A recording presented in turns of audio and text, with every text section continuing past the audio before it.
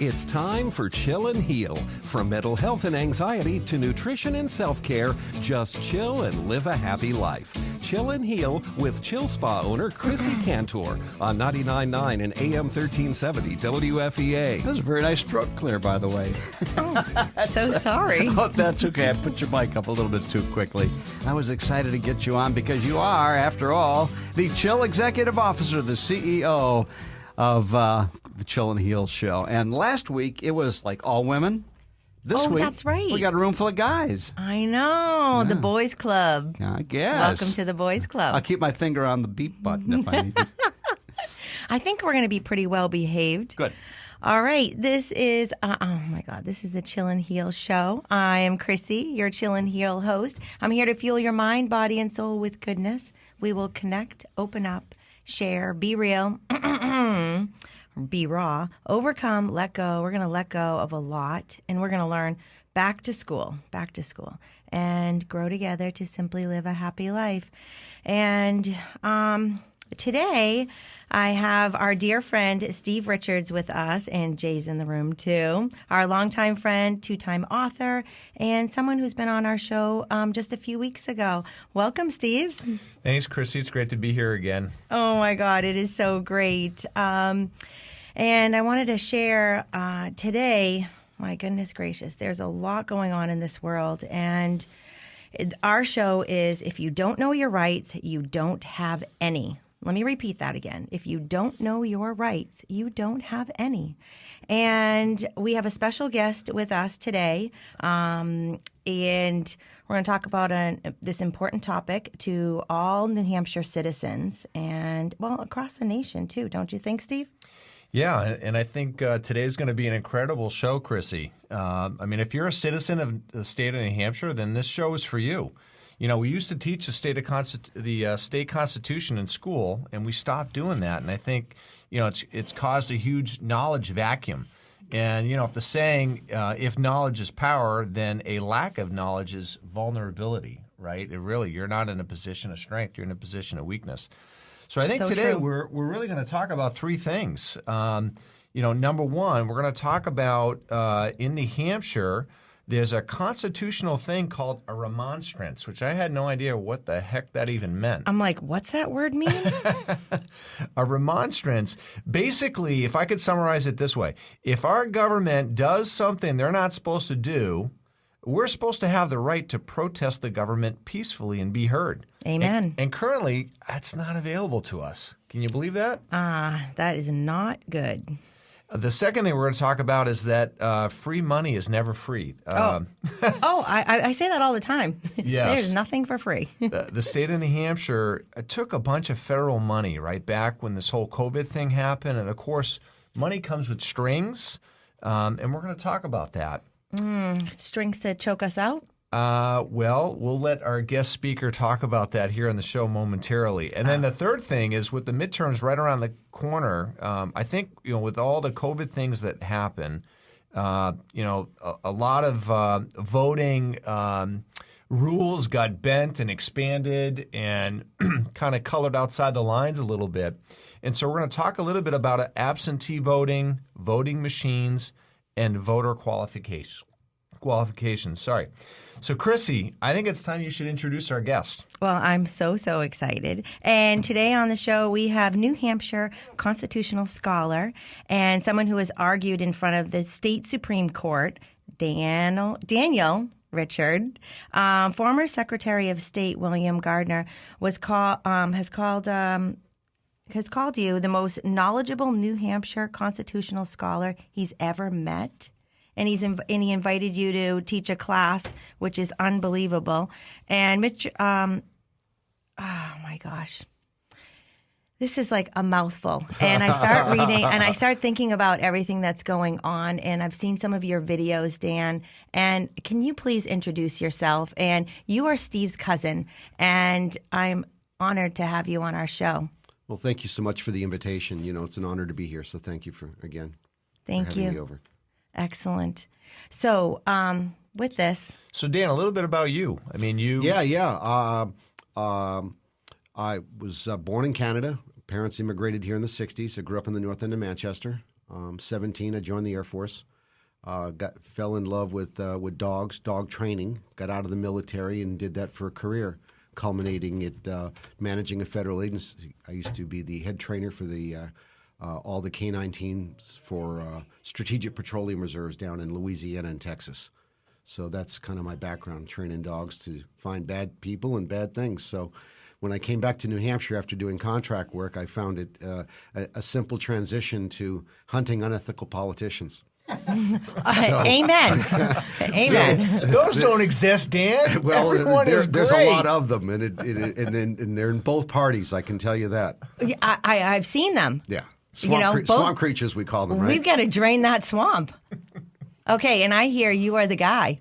Well, I'm trying. I'm doing my best. Someone has to. Yeah, and I appreciate that because I'm a hairdresser behind the chair, and I'm like, where are the lawyers with kahunas? Where are the ones that are courageous? And I do know one personally, David Clements out in New Mexico.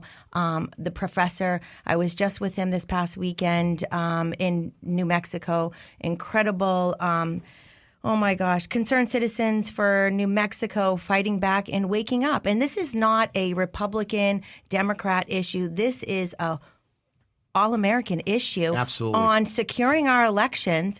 Everyone should have an ID, right? So we think. Oh, absolutely. And, the problem really stems from, I believe, the two-party system. We're divided by the two-party system because instead of being focused on the rule of law, our constitutions, right? When I first got into this liberty movement, I was told, well, there are two constitutions. And I did some research and said, no, there are 51 constitutions. There are 50 sovereign states and one U.S. Constitution that ties them all together. But we're not taught this in school anymore. So the average person is lacking a sufficient quantity of civics so that the election cycle is what we're living through now, right? We're bombarded with ads, but we have poorly civically educated citizenry who are swayed by the media. Not that media is bad, just that the airways are flooded with it, right? And so that's a big problem. And, to go back in our history, Benjamin Franklin said it best when he was leaving the famous Constitutional Convention in 1787. He was asked, Mr. Franklin, what have you given us? And the response he gave was, a republic if you can keep it. A free people can only remain free if they're diligent and work at it. And that's what we're not doing. I hate politics, but I learned a lesson along the way. If I do not participate, and that goes to all of us, if we do not participate in the process, someone else will show up in your place and make decisions about your life that you're not going to appreciate. And I think I've just summarized the current status quo. Oh, yeah. Can you repeat that again? Because I really want people to understand that because we do need to show up. And we have our heads in the sand. We just want to get back to normal, whatever that is. And it's crazy what's going on.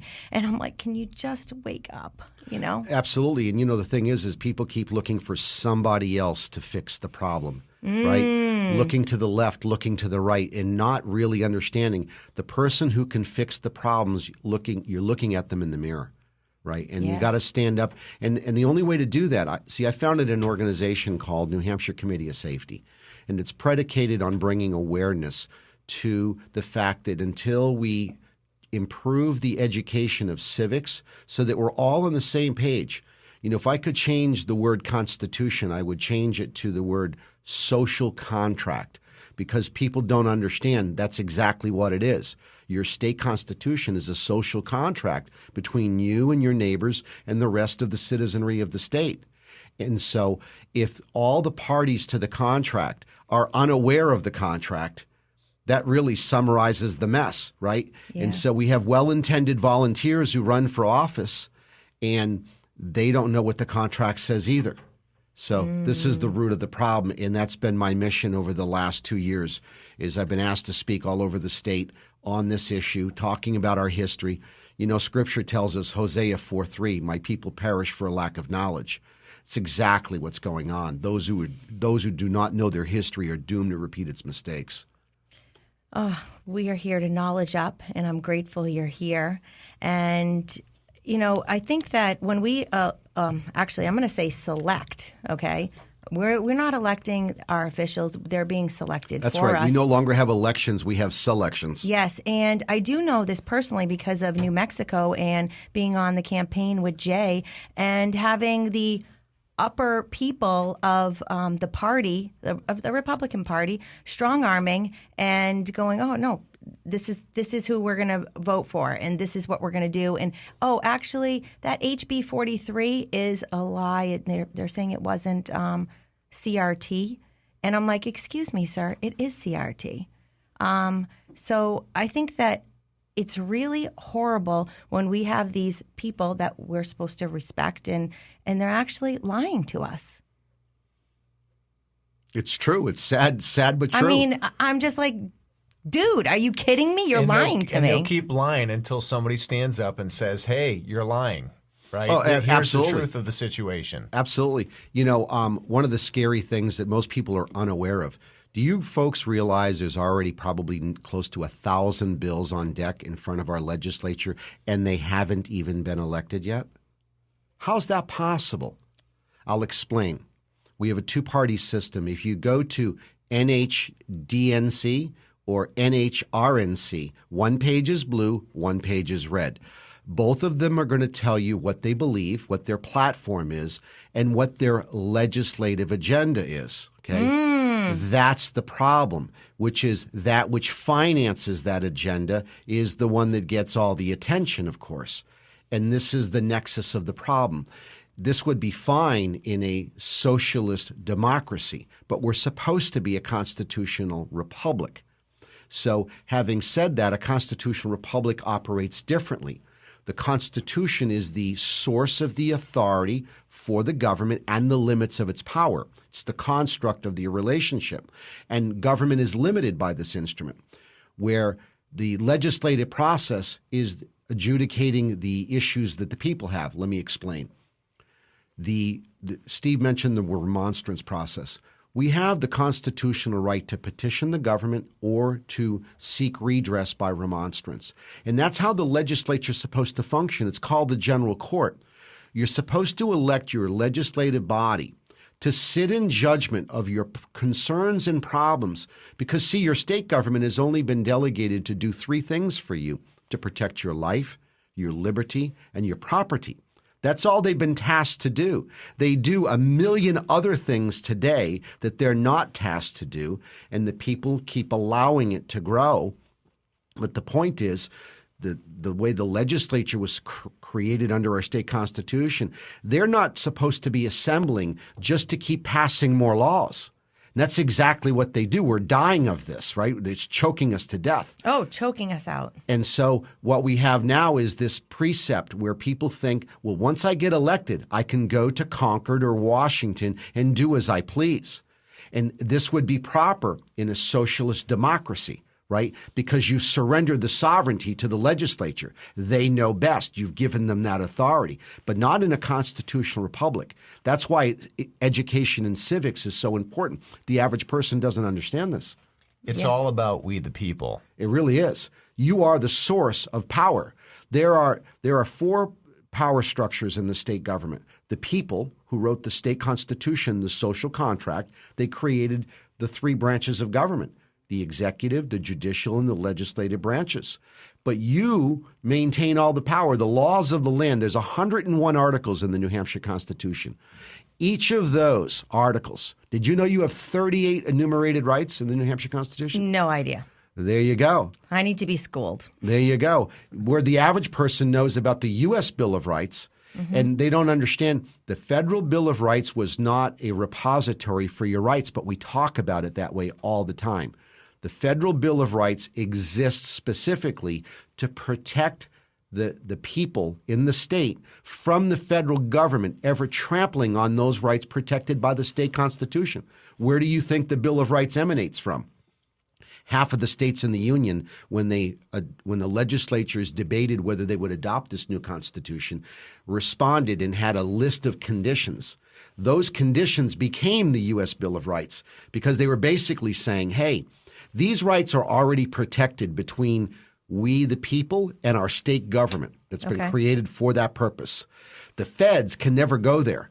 Like, I love the Second Amendment, shall not infringe, right? What part of shall not infringe? The entire Bill of Rights, the Federal Bill of Rights, is all about one thing: prohibiting the feds from trampling on those rights protected by the state constitution. Okay, and we have been trampled on, and I'm going to bring up the mandates, the vaccine mandate, the mask mandate, everything. Okay, with the money that we accepted, and we had to mask up our children in schools. It was all a horrific event, and a whole nother show unto itself as to what really happened during that event. But you're right. I'll give you an example. The home rule principle. We're not a home rule state. We're a Dillon rule state. What does that mean? Let me break it down for the listeners. A home rule state has the ability to make its own local rules. A Dillon rule state is the opposite. Here in New Hampshire, that's exactly what we are. Your local towns are political subdivisions of the state legislature, the state government. So they can only do that which the legislature delegates to them. And so, for example, I have a friend who brought a lawsuit in Nashua over the mask because he has a respiratory condition. And that was his entire case, which was the fact that Nashua just can't make its own public health policy. Your school can't make its own public health policy. Why? Because the legislature has already established public health policy for infectious disease. So all the towns and cities in New Hampshire are not home rule? No. So we are, okay. Yeah, they can only do that which the legislature legislates for them to do, powers that are delegated to them. That's it. You know, it's interesting as I listen to you, Dan. We're cousins, and we started having these conversations maybe 5 years ago, approximately, and that's when I realized how ignorant I really was, and I've been learning ever since. And I think one of the big things for the viewers is just understanding that as a New Hampshire citizen, the New Hampshire state constitution trumps everything. Let me explain the supremacy clause. That's exactly the point that you just made. Where is that demarcation between federal jurisdiction and the supremacy clause and the state constitution and its sovereignty? The people created the state, and the states created the federal government. In that order. It's very important to understand that order. So the people created the state created the federal government. When it created the federal government, it created a corporation to do the external affairs of the states. The major problem with the document the U.S. Constitution is an amendment to the Articles of Confederation. That's what we were living under prior to the U.S. Constitution. The problem with it was there were as many rules governing commerce between the states as there were state legislatures, because they're all sovereign countries. They still are technically, right? And so this had conflict. There was conflict between moving from here to Mass to Georgia, so on, and how trade would be uniform. The problem was, I would have been with Patrick Henry and George Mason. I would have been considered an anti-federalist. I would have not signed the Constitution because it gave too much of the power we have today. Patrick Henry warned the Virginians in 1788, don't sign this document, because today, he foretold today would happen in 1788. Why? Because he was a historian. Those people weren't busy being entertained by television, media, the music, and all the entertainment elements that we have today. They were much better read than we are today. But he knew, and he warned us. And so, live and learn. And my proof that the U.S. Constitution isn't perfect is it's been amended 29 times. Okay?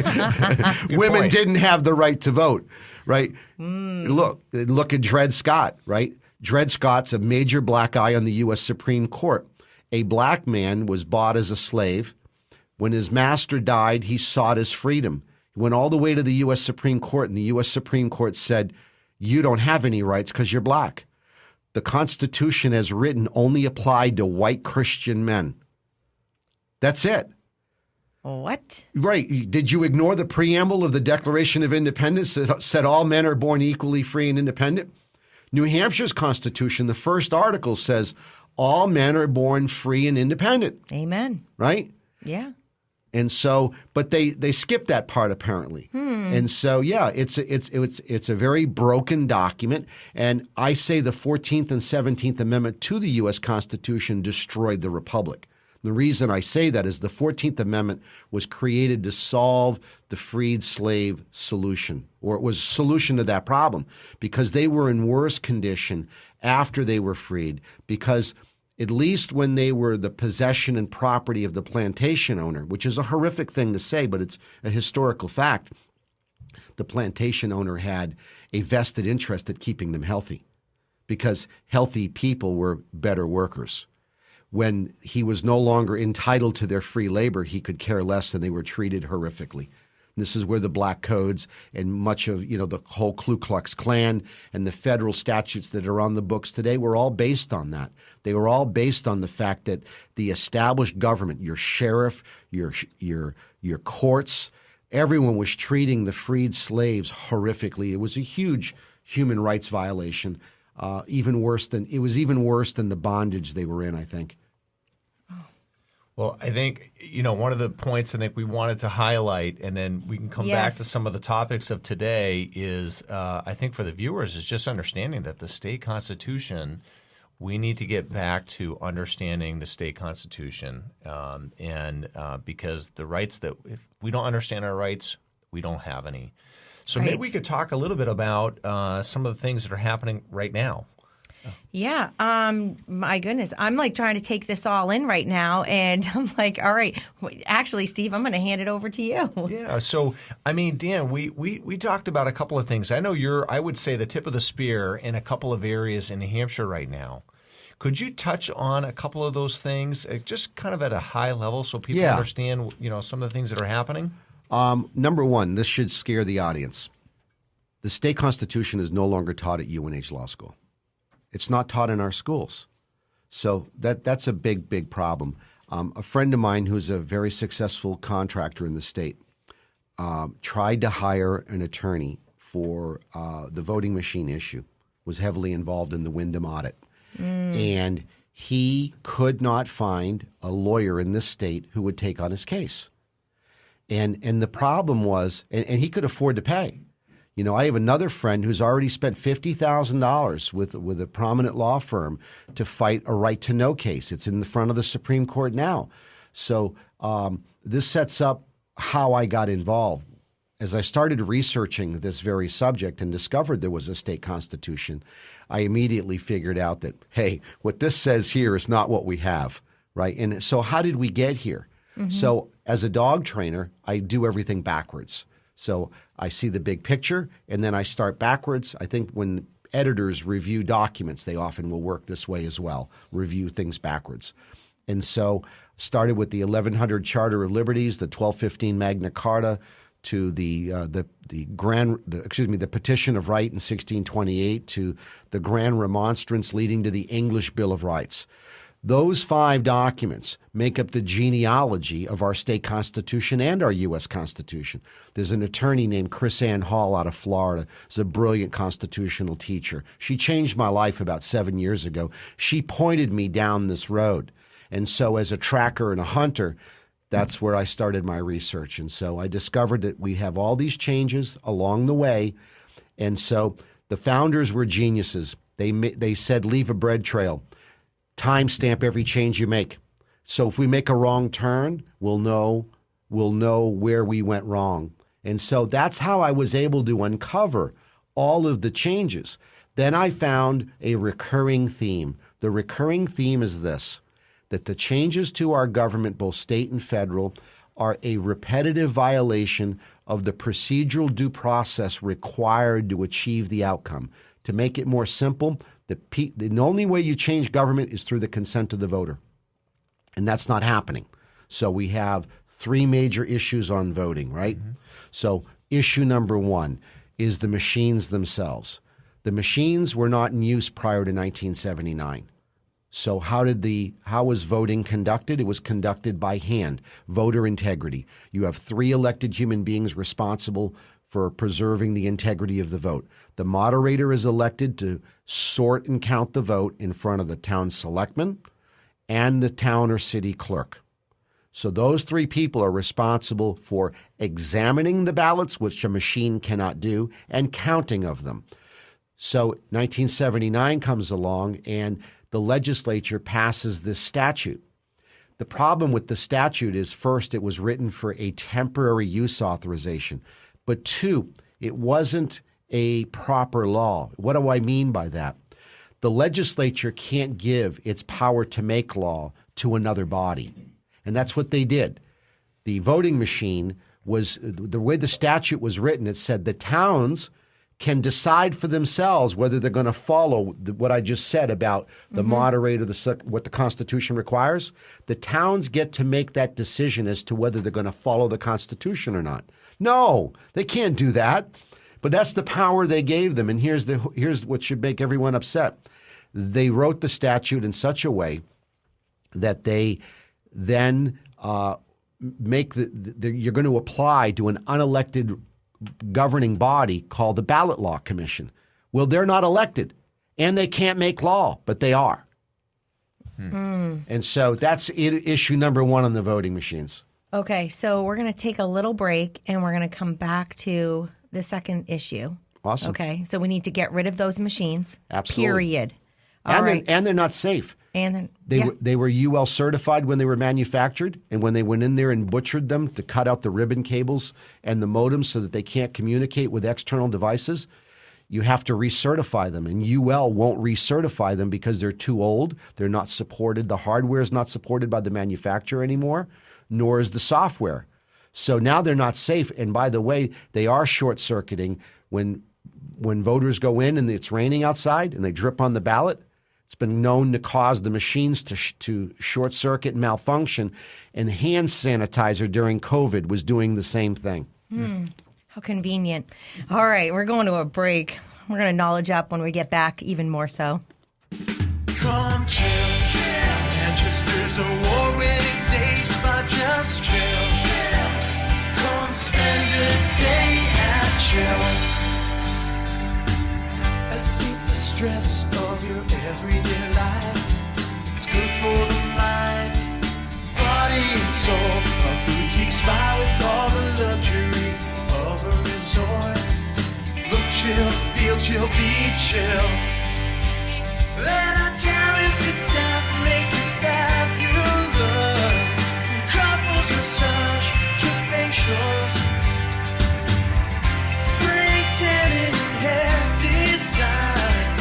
We got so much more. Come chill. Manchester's award-winning days, but just chill. Come spend a day at Chill.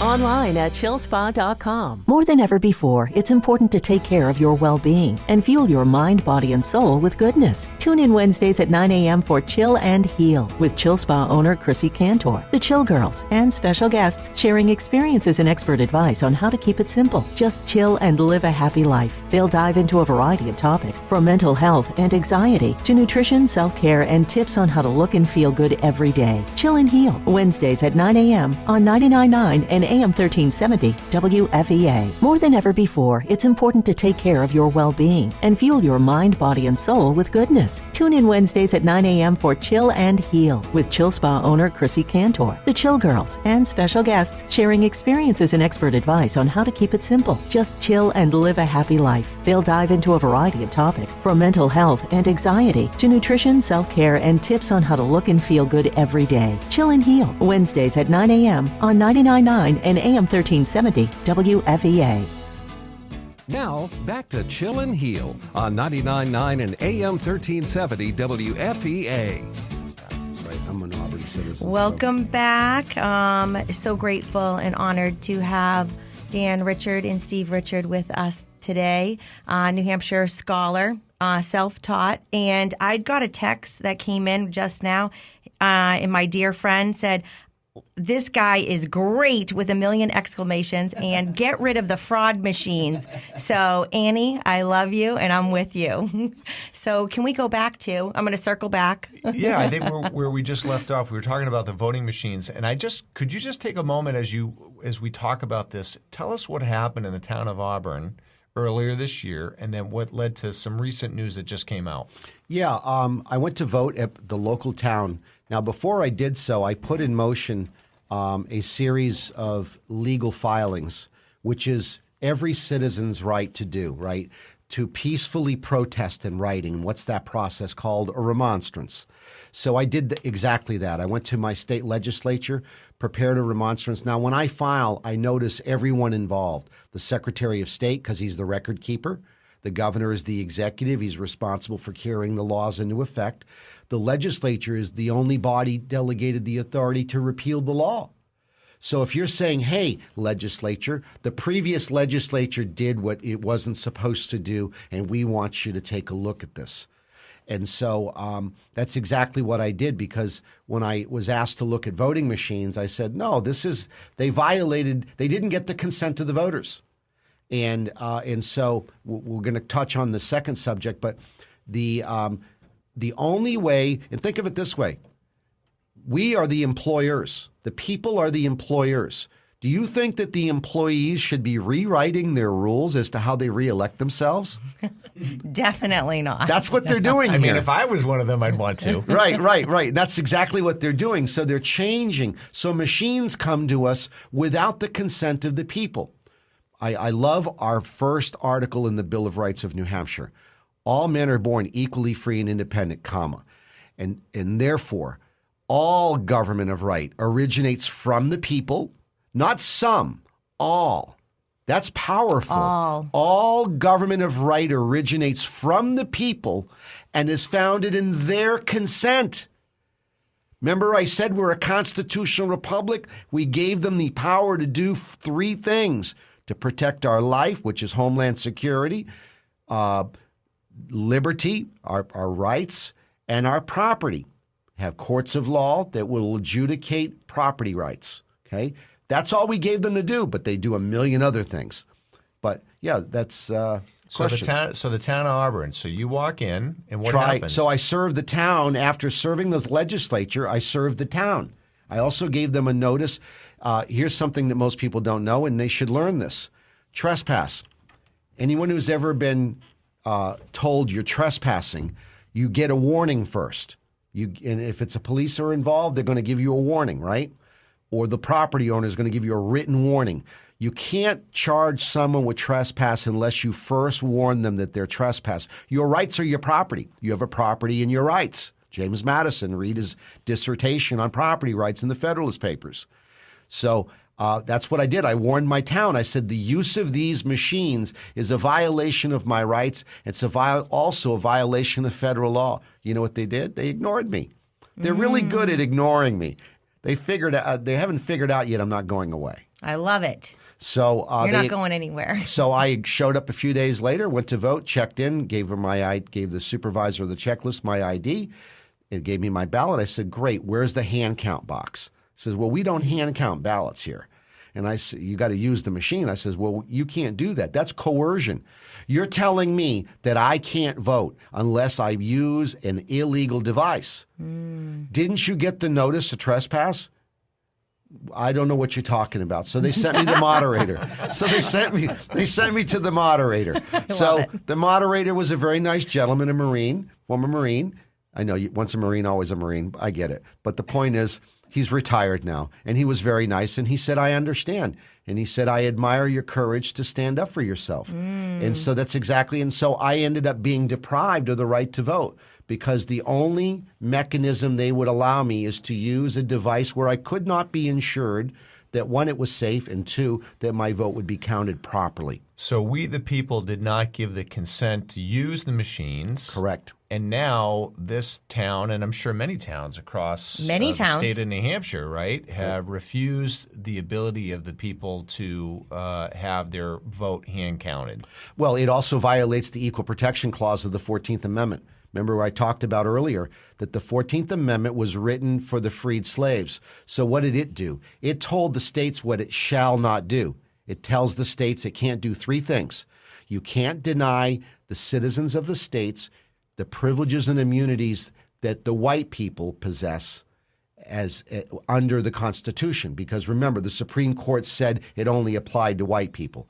That's why the 14th Amendment, the first two words summarize the solution, all persons. All persons include everybody who was excluded. So, no state shall deny a citizen of the United States, a citizen of one of the states, the privileges and immunities of federal protections. That's what the Privileges and Immunities Clause of the 14th Amendment is. The second one is everyone must be treated the same. And the third one is no state shall deny its citizens due process of law. So Dan, where are we at right now with this issue? You've got this filed at where? Right now we're in the Rockingham County Superior Court.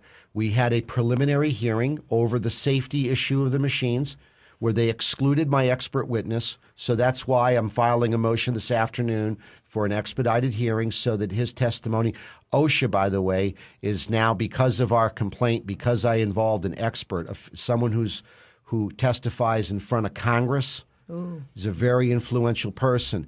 Because he initiated a report with OSHA, because he's required to as an expert witness, OSHA is now working on the safety rules governing how these machines can or cannot be used because there are none in place. So, Dan, if you listen to the TV, right, the man and the woman on the TV is going to tell you that this is not a real thing. This is a conspiracy theory and that machine manipulation is false. Yet we see what happened in the town of Windham, which made national news. We see just a few days ago the CEO of a company called Connick was just arrested. And, of course, that voting software is in many counties across the United States. And what just recently happened in Delaware? Well, before we get to Delaware, let me touch on the underlying issue there with the machine. And that is that there's no chain of custody for the programming of the machine prior to the election. Let me explain. When we select who is going to be on the ballot through the primary process, those people are then loaded through the software, through the memory card or the memory stick, whatever it is. And LHS, the vendor, programs the card. Here's the thing. There are no rules that govern LHS's conduct.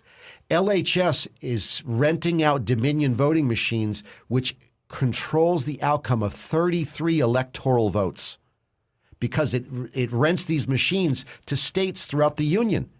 Okay, throughout New England. So 33 electoral college votes. So here's what's supposed to happen. When they program the memory stick, they're supposed to send a copy to the Secretary of State. But once it gets in their custody, there are no rules. They can do as they please, and they don't have to verify any of this. So this is a big problem. So moving on to the next point, Delaware. Huge case, 7th of just a few days ago. The Delaware Supreme Court has issued an order prohibiting the expansion of absentee voting by the legislature, which is exactly count 5 in my lawsuit. I'm alleging the same thing, which is under the New Hampshire Constitution, there are only 2 valid excuses for absentee voting, and they were created during World War II. Prior to 1942, there was no exception for absentee voting. So because of the deployed forces, because of World War II was such a big deal, they went ahead and passed the absentee provision so that it amended the Bill of Rights. Article 11 of our rights tells us that you can, a registered voter, someone who's already registered at your local town, if you know you're going to be out of town, you can apply for an absentee vote. That application comes with a signature and an affidavit. When they receive it, the town clerk verifies that Johnny is a registered voter. He's in Afghanistan. So we're going to send Johnny his ballot, right? So it comes back. When it comes back, he fills in his ballot, he signs the ballot, and then he signs the envelope on the exterior. Now there are 3 signatures, okay, to verify that Johnny is in fact who Johnny says he is. So The second excuse that was created was physically disabled. So, again, a veteran loses both of his legs. He's on oxygen. He can't get to the polling station. They made it rather strict. That affidavit and that application for absentee voting was only for someone who would provide a doctor's note. So not only did you swear by affidavit, you provided proof that you were disabled. So those are the only two permissible extensions or expansions for absentee voting. But you know what they did during COVID? House Bill 1266 gave us 6 additional exemptions that the Constitution doesn't provide for. 1, if you're afraid of getting sick. 2, your boss won't let you off of work. 3, your babysitter won't show up to watch your kid and you can't get to the polling station to vote. 4, if you happen to have an elder parent that you care for as well. 5, National Weather Service gives a bad weather warning for that day. Or 6, religious exemptions. It changed the outcome of the last election by 26 points. Bill Gardner told me that the absentee provisions that I just outlined, the 2 exceptions, you're registered to vote under both conditions and you're going to be out of town or you're physically disabled, keep the absentee mail-in vote to 4%. This type of expansion allowed it to go to 30.4. Think about that. You know the mule, 2,000 mules? Oh, I always say that. Hey. Have you seen it? 2,000 mules. Right now, we're facing the same thing. My Republican, I've always voted Republican. That's my political bias, even though I dislike both parties. My political bias has been there, but it's the Republican Party that made that permanent. They've made those expansions, so we're now going into this election with this unresolved, with the Delaware Supreme Court saying no. They said that you can't do this. It violates the state constitution in Delaware, and it's about to be heard by the New Hampshire Superior Court, the same thing, that you can't expand absentee voting without the consent of the voters. Dan, are you an attorney? No. Good thing. Then you would be controlled, right? Well, that's the problem, is that once you are a member of the Bar Association, you're now regulated by their rules of conduct and or wink, wink.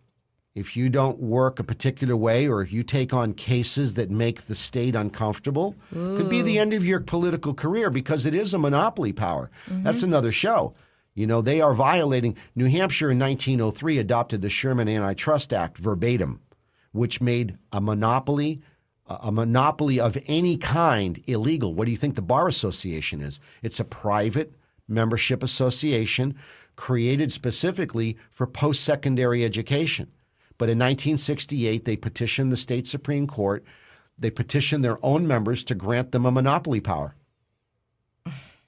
Monopolies are bad. We know that. So that's the issue without having another show on the Bar Association. Chrissy, I sent you the link to the video of Dan arguing in front of the state Supreme Court and arguing against 2 other attorneys and just, making them look, well, let's just say, bumbling and fumbling a little bit. I think you schooled them. One of the most humbling things that's ever happened to me in my life was what you don't see from the state Supreme Court video of the event is the private video that was also shot from the other side of the gallery. When the court stood to exit, everyone stands. And as soon as the doors closed behind the justices as they walked out of the court, the place was packed. There were 85 people in the room. There was people standing in the corridor. I got a standing ovation that lasted nearly a minute. I schooled them all. And it's unfortunate the court has accepted the state's argument that your rights have fallen out of favor. Imagine that. It's disgusting. That's the state's excuse. Their arguing is that, gee, the right to redress your grievance, you don't need that anymore. Well, look, here's the problem with that. I'll go back to Magna Carta. Anyone who doesn't know Magna Carta, the story is the people of England, of the realm of England, had secured for themselves the first written social agreement called the 1100 Charter of Liberties. Well, the king was acting like a king, and he wasn't honoring that instrument. So they grabbed him at Runnymede, put a sword to his throat, and said, "You're going to put your seal on this document, we'll let you live." And that's how Magna Carta comes to be, but it sets up the important principle that no one is above the law. No king, no executive, no governor or president is above the law. And it provided the means for redress, that if you serve the king, notice that he's in breach of the social compact. He has 40 days to cure and create a remedy for the whatever violation of your social agreement. And if you don't, and this is what our right of revolution is all about. That's what I told the court where we're at, is that if he doesn't cure the problem, then they have the right to withdraw their allegiance and their alliance. And if necessary, attack him militarily. What does that mean? That means you withdraw your taxes and withdraw from the social compact. We're all done with you. It's a divorce. And it's secured in our state constitution. So, yeah, there's a mouthful there. Yeah, it's mind-blowing. And I think that so many of us, we're moms, we're dads, we're juggling life. It's just all consuming. And how do we know who's telling the truth? And, you get all these political ads out there, and I'm like, now I look and I'm like, all right, that one's definitely not true, okay? Because I've been on the campaign trail and I see what people are doing. And then all of a sudden you're like, all right, well, how easy is it to really see how someone voted? I say election, but it's not an election when we select them. Well, they select them. Do you know what I mean? Like, it's hard to investigate who stands for what. Well, that social paradigm you just alluded to is by design. To the women out there listening to this, the government didn't want you to be treated the same as a man. They wanted you to surrender your kids, cause the economy to be such that it takes a two-income household to support a family. That's instead, true. So that women would surrender their kids to the schools, to the government schools, so they could teach them CRT. Okay, this isn't an accident. And CRT is racism, and Pastor Washington from New Mexico has an unbelievable series of books called Hijacked, How Dr. Martin Luther King's Dream Became a Nightmare. You've got to get these. It's just unbelievable. CRT is not good. We should all be treating each other equally, and we shouldn't be shaming anyone, correct? Absolutely. Absolutely. And, back to Auburn for a second. So what are they doing with the Equal Protection Clause? We have some communities hand counting ballots and others using machines. That violates the Equal Protection Clause. When I had my emergency hearing in Rockingham a few weeks ago over the machines, the judge was willing to allow a hand count of Auburn. I said, Your Honor, I can't accept those conditions. We're violating the Equal Protection Clause. You can't treat me any different than my neighbor. And that's exactly what you're doing when you allow some people to vote by hand and some people to count by machines. No, everyone's got to be treated the same. Mm-hmm. There's a federal law on that, 10,101, Section 2A. All right. So with everything that's going on, and I know we only have a few minutes, what can we do? I know that I'm going to be going to Professor David Clement's event, Restoring Trust in Elections, and that is Sunday, October 16th, 6 p.m. at the World of Life Christian Fellowship Church. And it's a free event. You can show up and be a part of we're a part of history right now, and we're living in biblical times, and I'm a new Christian. I need to dive more. It's just mind-blowing. David and Goliath, we all have to stand up, and we all have a voice, and we need to knowledge up.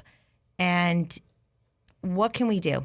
Well, first of all, there are only two ways a nation, historically, from the history of the world, there are only two ways a nation is changed. The ballot box or the bullet box, right? Mm-hmm. Either through a peaceful election process or through a violent revolution. And people have asked me about that, and I say, look, there's no stomach or appetite for the second choice, right? Mm-hmm. Violent revolution. First of all, it's not going to solve anything other than chaos. We need to solve this through the ballot box, and the only way we're going to do that is to inform and educate our citizenry. And so the first thing that people need to do is get yourself a copy of the state constitution and start educating yourself. You have 38 rights that you're completely unaware of. And you know what the last one is, number 38? your duty and responsibility to oversee your government. This is the problem. We vote for people. Well, what are you doing? You're sponsoring them by voting, and then you clean your hands and walk away and let them run amok. No. We have to continue to oversee them, and we're commanded to do so by that last article. So people can get educated. What other steps can they take? You can look us up at, I've created a teaching platform that should be up later this week or no later than early next week, which will be at nhcos.com, New Hampshire Committee of Safety.com. Can you repeat that again? nhcos.com. .com. Abbreviation acronym for New Hampshire Committee of Safety. And right now the website's still a work in progress. We've got a lot of the videos, some of the speaking engagements, the court proceedings that have been filming these things along the way. And so we're trying to share that. The civics course, by the way, I'm really proud of that. It's done on an audio book. In the year 1831, the federal Congress passed an act to preserve all important books, maps, artifacts, and important documents.